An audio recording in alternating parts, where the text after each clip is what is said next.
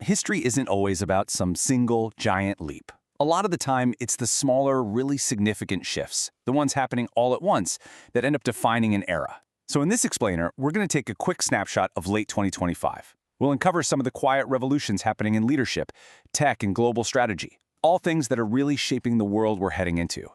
So what exactly are these key moments? Well, we're going to unpack the headlines, connect some dots between events that might seem totally unrelated at first glance, and look at it all through 4 big themes that, trust me, tell a much bigger story. All right, we're going to start with some moments of genuine breakthrough. And then we'll jump right into some really powerful leaps in innovation. From there, we'll shift gears to analyze a major move in global strategy. And we'll wrap it all up by reflecting on something super important, the enduring power of legacy. Okay, first up, let's talk about some huge leadership milestones.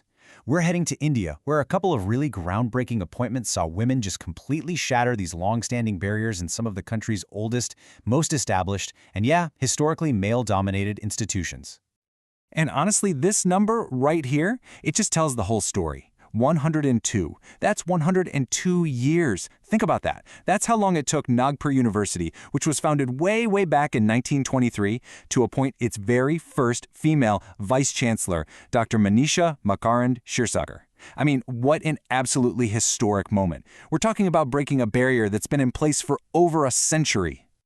And then, sticking with that theme, over in the world of finance, another huge move. On December 1st, the Reserve Bank of India brought in Usha Janakiraman as its new executive director. Now, the really crucial part here is her specific role. She's heading up the Department of Supervision.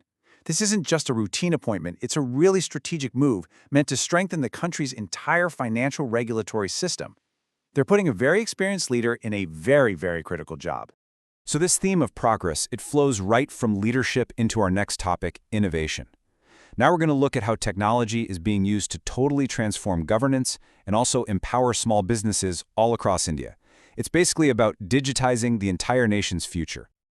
Okay, so take the state of Karnataka, for example. The government there just launched something called eSwatu 2.0. And look, this is not just another government app. It's the super ambitious digital platform designed to digitize all rural property records. What's the point?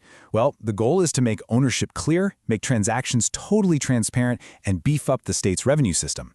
It's a huge piece of that bigger national Digital India mission. And this push for digital empowerment, it goes straight to the backbone of the economy. The micro, small, and medium-sized businesses, the MSMEs. For years, if you're one of these businesses, getting a loan has been a massive headache. But now, a new government model is aiming to change all of that. So what's the solution? It's called the Credit Assessment Model, or CAM for short. And here's how it works. It's actually a pretty simple 3-step process, and it's all powered by AI. First, it pulls in verified digital data. Then it runs an AI-powered assessment. And boom, step 3, it delivers a much faster loan decision. What that really means is way less paperwork and much quicker access to money for the businesses that are really driving the economy. All right, now let's zoom out a bit. We're going to shift our focus from domestic innovation to the big global chessboard. A really historic defense agreement was just finalized, and it signals a massive strategic shift. We're talking about Russia establishing a brand new position of power in Africa. So what's the deal? Here it is, plain and simple. Sudan has officially given Russia the green light to build a naval base near Port Sudan right on the Red Sea coast. This is a huge deal, a landmark move, really. It gives Russia its very first permanent military foothold on the entire African continent. Okay, so on the surface, it just looks like a defense agreement, right? But what are the real implications here? Why does this one thing matter so much when you look at that global chessboard? Well, it all comes down to one thing: location, location, location. Port Sudan is right on the Red Sea, which is one of the most critical maritime trade routes in the entire world. This new base gives Russia a permanent seat at the table there, right alongside other global powers like the US and China, who already have a presence in the region. The end game here? It's all about projecting and strengthening Russia's naval power and influence across the globe. Okay, so while all these huge geopolitical strategies are playing out, history is also being shaped by something else, right? The impact of individuals, of ideas.